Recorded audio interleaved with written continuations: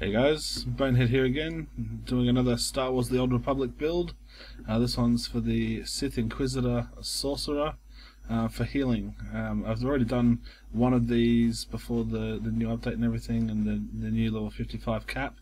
But seeing as all the trees are changed, I better do another healing spec for the Sith Sorcerer for you guys with the new skill trees. So obviously you can see here, Corruption, Lightning and Madness. Corruption is the healing tree for the Sorcerer, so most of our points will be going in there. Before I do that, I'll go through the other trees for the few points you need for them. So first thing we want here is reserves. 2 points into that, increases your force. Your force is like your mana, so the more money you got, the more you can heal, so obviously good. Electric Induction, all 3 points into that. Reduces the force cost of force attacks and healing abilities by 9% and increases your accuracy, so always good. That'll unlock the next level up here, and we just want to pick up 2 points in the Lightning Barrier. So now with the Sith Sorcerer Healer, you've got lightning barriers that you can put on everyone in your group, and so they'll absorb damage up to a certain amount. So the main thing you want to be doing is keeping barriers on everyone, and then as they're getting hit, you can then actually fend off the damage while you're healing them up. So you can actually keep shields on everyone pretty much the whole time if you balance it all properly. So yeah, the shields are very important for this build. In the Madness tree, I only pick up one thing, which is Will of the Sith. 2 points into that gives you 6% increased willpower, and willpower is how powerful your heals and damage are. So yeah, just a good little 2 extra points there to boost that for us, and that brings us to the Corruption tree.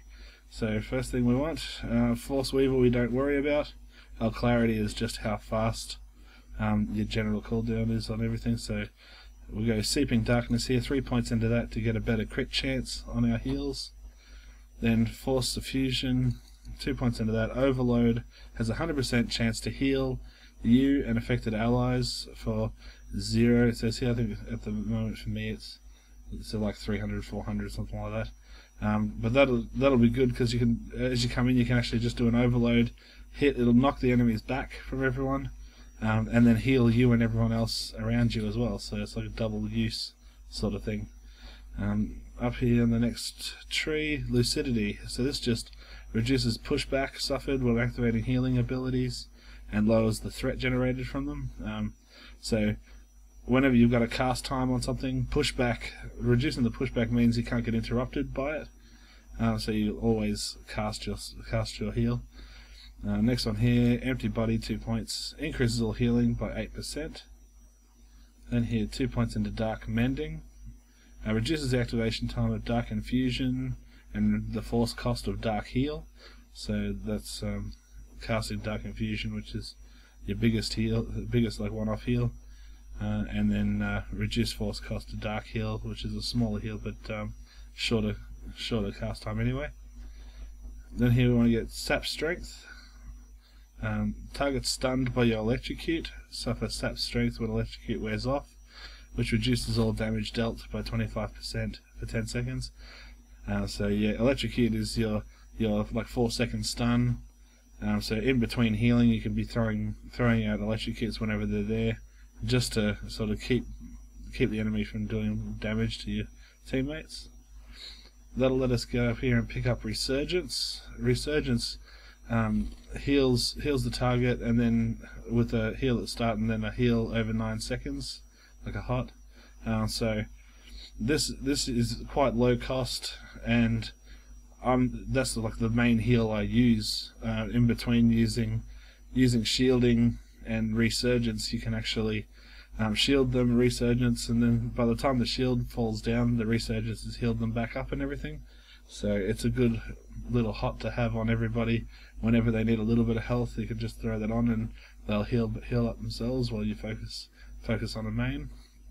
This unlocks Force Bending.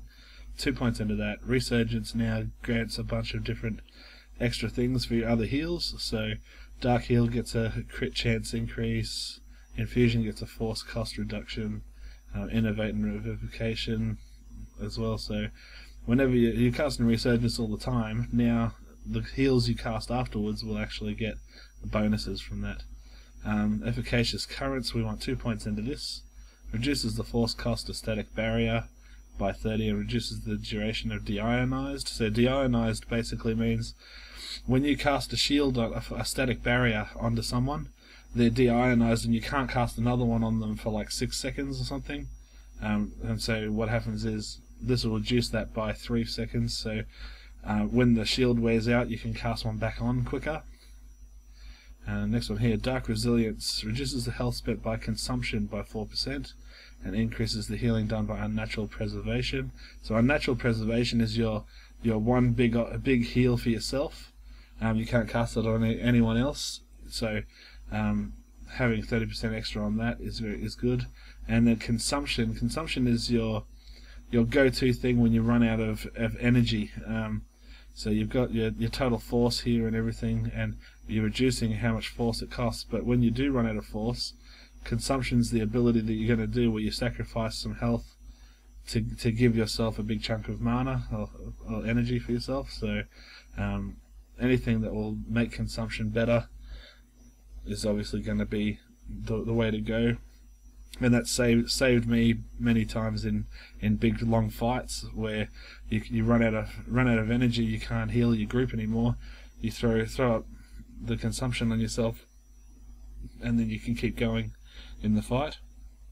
Next level up here, Sith Purity, lowers the force cost of Purge, and now Purge will also remove negative physical effects and heals the target. So Purge is whenever someone gets a damage over time on them, which especially in dungeons and things, you've got big bosses that'll put a damage over time on someone that can do a lot of damage.